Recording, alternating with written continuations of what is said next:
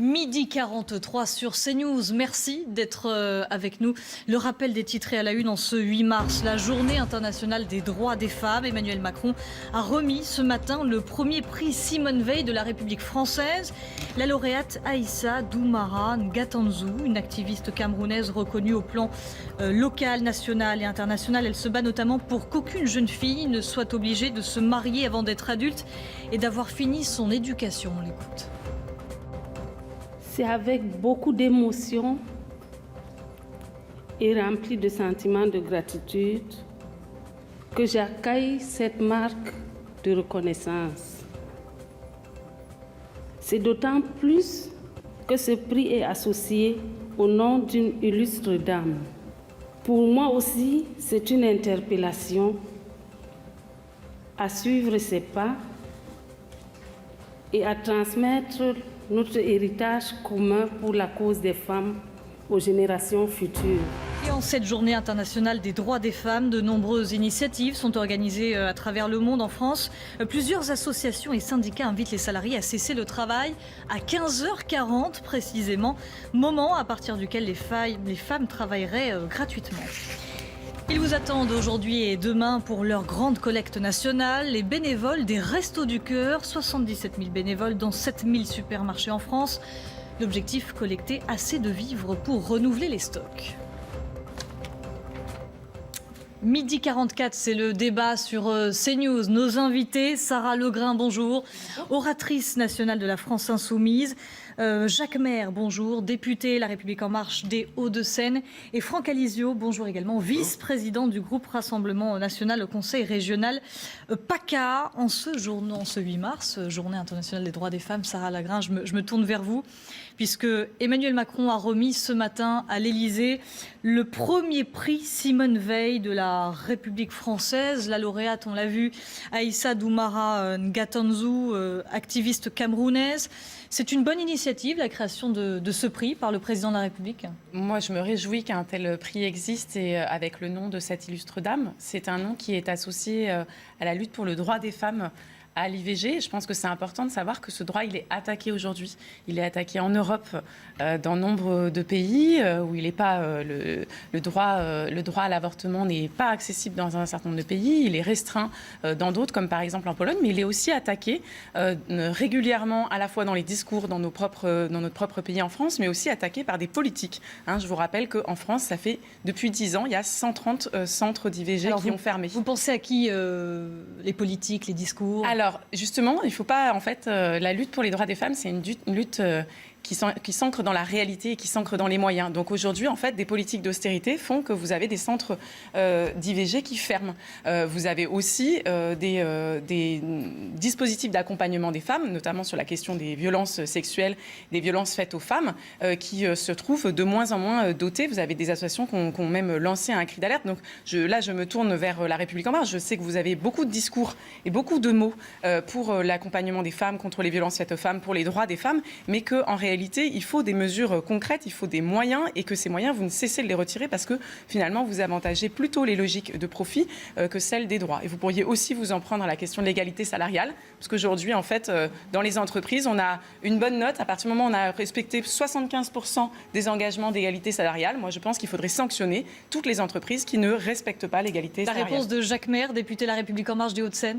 Oui, parmi toutes les discriminations, qu'elles soient d'ordre, je dirais, racial, ethnique, culturel, religieux ou autre, celle qui me touche le plus, moi, c'est celle des femmes, parce que c'est celle qui traverse à la fois toute l'histoire mondiale, les civilisations, le passé, le présent, et c'est celles qui sont finalement, quelque part, le plus ancrées dans nos comportements quotidiens, puisque nous avons tous, je dirais, une moitié de femmes dans notre environnement. Et donc, celle-là, elle me touche énormément. Je trouve aussi que c'est aujourd'hui, le 8 mars, l'anniversaire de ma maman, et que pour moi, c'est une grande joie d'avoir cet anniversaire en même temps que cette journée de combat, comme vous l'avez dit. Pour illustrer cette journée, j'ai signé ce matin 2 amendements de ma collègue, Madame Rixin, qui est présidente de la délégation aux droits des femmes. Amendements qui sont difficiles, qui reviennent sur un sujet qui est le sujet de l'IVG. Un premier amendement pour effectivement supprimer la clause de conscience spécifique à l'IVG qui existe pour les médecins. Il y a une clause de conscience qui existe pour toutes les professions médicales, pour toutes les maladies. et pour tous les actes, pourquoi en faire une spéciale sur l'IVG? Et deuxièmement, pour permettre aux sages-femmes de pouvoir mieux exercer l'IVG dans des conditions qui soient plus acceptables pour les femmes. Franck Alizio. Et pour terminer, c'est la grande cause, pas de polémique aujourd'hui sur les femmes, c'est la grande cause du quinquennat. Marlène Schiappa a une contribution très importante, non plus, monsieur, 530 millions d'euros qui ont été consacrés à ce sujet, donc il y a des moyens qui sont supplémentaires, des actions très concrètes, y compris sur le harcèlement, sur les agressions sexuelles, sur l'égalité homme-femme, y compris salariale. Bref, je ne vais pas revenir là-dessus, pas de polémique, c'est une journée importante, on est tous dans le même combat. Voilà, donc, Franck Alizio, pour le Rassemblement national, est-ce que le RN a évolué sur la question de l'IVG? Par définition, l'IVG, ça fait des années. Elle le dit depuis qu'elle est présidente, et avant même qu'elle était présidente, Marine Le Pen, pour la loi Veil, sans réserve. Mais vos alliés en Europe ne sont pas du même avis. On se souvient de ce vote, notamment au Parlement européen. Pour la loi Veil, sans réserve. Je suis désolé de faire irruption de la réalité dans ce débat et de rappeler, vous disiez pas d'hypocrisie dans la défense du droit des femmes, qu'aujourd'hui, ce qui menace les femmes, c'est lorsqu'on les force à se voiler dans les quartiers et dans les banlieues. On les force à se dévoiler, monsieur, parce que quand on contraint les femmes, c'est dans les deux sens que ça marche. Quand on les insulte ou qu'on leur crache dessus lorsqu'elles sont maquillées ou qu'elles portent des jupes. Ou qu'elles portent le voile. Ou qu'elles portent le voile. C'est ça. Car elles sont insultées pour cela aussi parfois. Madame, vous n'avez pas mis un pied en banlieue, vous n'avez pas mis un pied. Bien sûr, j'y travaille, monsieur. Je suis enseignante à Aulnay-sous-Bois, j'y travaille. Et monsieur, c'est hallucinant de dire ça. En fait, c'est hallucinant. Je vais vous dire ce qui est hallucinant, c'est quand on est une femme et quand on voit ce que vous faites et l'instrumentalisation que vous faites. Monsieur, vous avez refusé au Parlement européen l'égalité salariale. La directive égalité salariale, vous avez voté contre. Vous votez contre l'IVG. Vos alliés sont contre l'IVG. Et vous ne parlez de féminisme que pour vous en prendre aux femmes musulmanes, car c'est votre obsession. La progression de l'islamisme radical dans nos pays, dans notre pays et en Europe d'ailleurs, n'est pas dans notre culture et est à rebours du pays des droits de l'homme et de la femme. De même que les religieuses qui sont violées par des prêtres aussi. Les religieuses qui sont violées par les prêtres. Vous avez tout à fait raison. Je décide de parler de l'islamisme radical qui nie les droits de la femme et j'ai tout à fait raison. Et vous êtes libre de parler évidemment du sujet que vous le souhaitez. Je vais juste préciser votre propos, Sarah Laugrain. En 2015, le Front National, à l'époque, s'était dressé contre l'article 21 qui proposait d'inclure des clauses de parité hommes-femmes dans les appels d'offres pour des marchés publics. C'était au Parlement européen. Donc encore une fois, est-ce que le RN d'aujourd'hui a évolué sur cette question, notamment d'égalité salariale entre les femmes et les hommes? Alors, vous me citez une proposition, une loi par définition au Parlement européen. Il faudrait que je sache exactement de ce qu'il en retourne. Ce serait bien, parce que comme ça éviterait de dire des caricatures. On peut peut-être arrêter d'interrompre les uns les autres. Faisons un débat classique.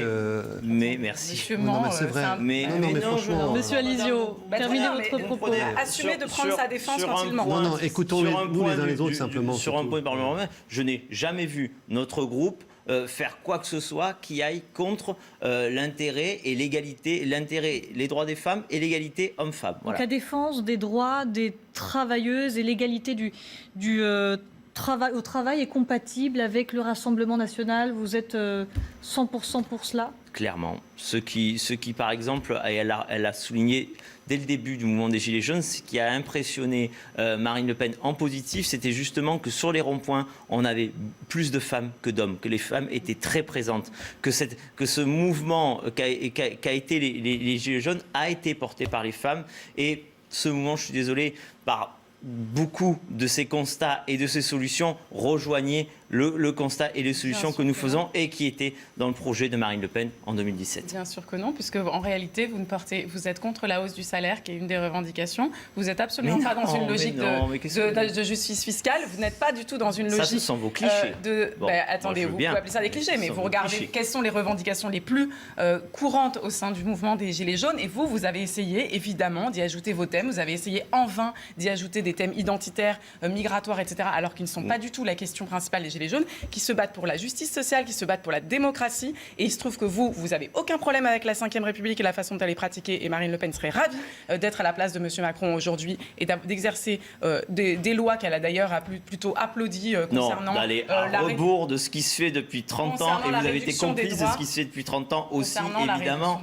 Je me rappelle de M. Mélenchon, ministre du gouvernement socialiste, de M. Jospin. Vous êtes complice de tout ça. Arrêtons. Vous allez avoir beaucoup de mal à faire passer le seul parti qui a une femme à sa tête et qui a porté une femme au second tour de l'élection présidentielle pour un parti misogyne. Ça va être compliqué. Ça va être très compliqué de faire passer le Rassemblement national Jacques Maire, pour député La République En Marche des Hauts-de-Seine, les droits des femmes ont été décrétés grande cause nationale du quinquennat d'Emmanuel Macron.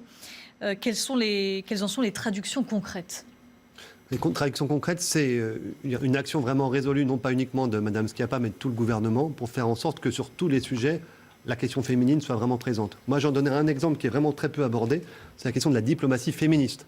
Faire en sorte qu'effectivement, dans toutes les conventions internationales, que ce soit l'environnement, la paix, le développement et autres, le sujet femmes soit présent. Un seul petit exemple pour que les Français comprennent.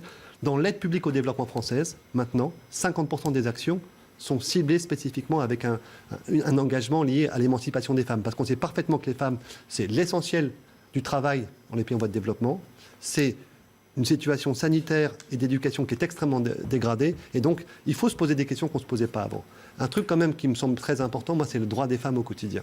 Le droit des femmes, comme vous le disiez tout à l'heure, a existé dans leur espace public sans être interpellé, sans être caricaturé, sans être agressé. Donc donner aux femmes la capacité de se libérer. Et de ce point de vue, l'accompagnement du mouvement MeToo est quelque chose d'important. Juste une phrase, 18% d'augmentation cette année, en 2018, des dépôts de plaintes concernant les agressions sexuelles faites aux femmes. C'est quelque chose qui est très... Donc la parole se libère. Donc il y a un mouvement social, il est fragile, c'est un combat. Comment est-ce qu'on fait en sorte qu'il puisse se transformer dans une évolution des comportements ? C'est ça le gros défi. Franck Alizio, allez-y si vous souhaitiez terminer. Dernier point. Dernier point, oui, voilà, il y a des mesures budgétaires. Il ne faut pas qu'on dise qu'il y a moins de moyens, il y a plus de moyens, mais évidemment... Alors en 2018, 29,8 millions d'euros pour ce ministère de Marlène Schiappa. C'est le ministère qui a le plus petit budget. L'État consacre, si on traduit en pourcentage, 0,0066% donc de son enveloppe annuelle à la lutte pour l'égalité entre les sexes. Sarah Legrain. Aussi mentionner d'autres interrogations parce que finalement on a, donc je l'ai dit, les associations elles-mêmes qui disent leur manque de moyens pour accompagner les femmes. Il y a aussi la question, vous avez parlé à juste titre de l'augmentation du nombre de plaintes. Maintenant il faut les accueillir, ces plaintes, et ce qu'on sait aujourd'hui c'est que la police est souvent sous-formée, étant sous-effectif pour accueillir ces plaintes. On a aussi une justice qui est très durement attaquée par les dernières lois et qui s'éloigne des citoyens. Et puis j'aimerais aussi vous interpeller sur le fait que M. Macron a bloqué au niveau européen une directive sur le congé parental, parce qu'à un moment l'égalité homme-femme elle passe par tous les aspects de la vie, et aussi le fait que les hommes et les femmes puissent partager les tâches parentales. Et ce congé parental, c'est M. Macron lui-même qui l'a bloqué à la Commission européenne en précisant que ça coûtait trop cher. Je pense que c'est assez révélateur de la façon dont cette soi-disant grande cause du quinquennat est en réalité une cause d'affichage, je suis désolée de vous le dire, et n'est pas du tout une priorité, ni en termes budgétaires, ni en termes de combat européen, et souvent, en réalité, sert plutôt à redorer une politique qui est une politique assez défavorable aux femmes. Quand vous voyez justement le nombre de femmes dans les mouvements des Gilets jaunes, ce qu'elles disent sur leur précarisation, sur le travail précaire qui touche énormément les femmes, et toutes les lois qui ont attaqué le Code du travail ont renforcé le travail précaire, vous avez un ensemble d'une politique qui est plutôt défavorable aux femmes, et que vous masquez derrière une grande cause qui n'est pas menée correctement. Jacques Maire. Oui, il y a un petit problème de compréhension. Quand on parle des quelques dizaines de millions d'euros du budget spécifique droits des femmes, on ne parle pas du tout, je viens de donner l'exemple sur la politique de coopération, de la déclinaison du sujet femmes de l'ensemble des politiques publiques. Je vais vous donner un exemple précis. Dans ce qu'on prépare comme réforme importante concernant la retraite, concernant le fait de passer à retraite par points universel, remettant en cause effectivement quelques acquis, mais en créant d'autres. Il y a une question qui sera fondamentale, qui sera l'égalité homme-femme. La question du droit de reversion aussi, qui est la reversion mais exactement. des pensions de veuves. Et là, pour le coup, vous n'êtes pas clair sur le sujet. On est extrêmement clair. Cette réforme sera... oui, vous avez entendu, vous entendez ce que vous voulez, mais cette réforme-là, elle est discutée avec les partenaires sociaux. Alors, mais je termine ma phrase simplement. Et la question du droit de la femme et de la remise en cause des inégalités de carrière et des conséquences qui sont brutales sur la retraite seront complètement au cœur de la réforme. Mais aucune sanction pour les entreprises qui ne respectent pas l'égalité salariale. Et ça, je veux dire, à un moment, c'est toujours la même logique, c'est de s'en remettre, de ne jamais demander de contrepartie, de jamais demander... Non, mais vous jouez au ping-pong, moi je ne joue pas au ping-pong, j'annonce des choses importantes. Franck Alizio. J'ajouterais juste deux choses par rapport à ces sujets.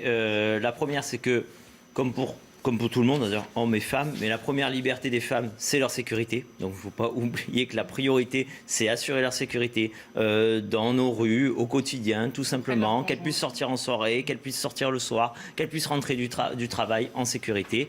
La deuxième chose, vous l'avez dit, et vous avez raison, lorsqu'on pense à l'aide au développement, notamment de l'Afrique, ben oui, ça passe beaucoup par les femmes, parce que ce sont elles qui font et qui réalisent le changement dans ces pays. Et donc nous sommes pour une aide au développement intelligente qui permet d'éviter le déracinement de ces hommes et ces femmes par une immigration incontrôlée, et souvent demandée par un patronat d'ailleurs qui veut s'en servir comme une main-d'œuvre pas chère. Sarah Laglin, le mot de la fin sur ce thème, très rapidement. Quelque chose sur la sécurité des femmes, parfaitement d'accord, mais soyons clairs sur le fait qu'aujourd'hui, une femme meurt tous les 2 jours, même un peu moins que tous les 2 jours, sous les coups de son conjoint. Donc la question de la lutte pour l'émancipation des femmes et pour la sécurité des femmes et la lutte contre la domination masculine, elle se mène dans tous les espaces de la société, certainement pas que la rue, et elle se mènera, excusez-moi de vous le dire messieurs, elle se mènera par les femmes aussi, qui commencent à en avoir marre qu'on leur explique comment mener leur combat féministe. C'était le mot de la fin sur ce thème.